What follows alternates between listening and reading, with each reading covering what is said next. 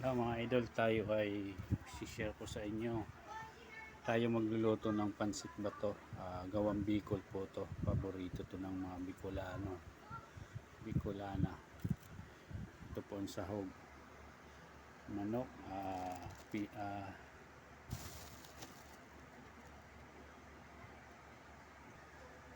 Ayan po mga idol. Chicken ball. Carrots. Tapos chay. Ito yung sinasabi ng yung tainga ng daga, black mushroom. Ayan mga idol na ingredient, oyster, tapos paminta, pampalasa mga idol. Ayan na sibuyas, bawang. Sige mga idol, lutuin na natin mga idol. Ayan mga idol, ay isa na natin yung sibuyas, bawang, tapos yung manok.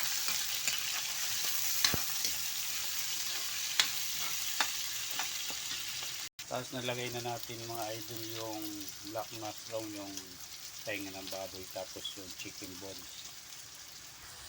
Tapos andyan na yung oyster sauce. Tapos toyo. Yan mga idol, nailagay na natin yung pansit bato. Ang luto pala nito mga idol, gisado. Ayan mga idol, luto ng ating pansit bato, gisado. Yummy mga idol. Hanggang dito na lang mga idol. God bless you all. Sana gayahin nyo ang pagluluto ko mga idol. Pa-share, pa-follow, like na lang po mga idol. Hanggang dito na lang. God bless you all. Bye bye. Kain na na.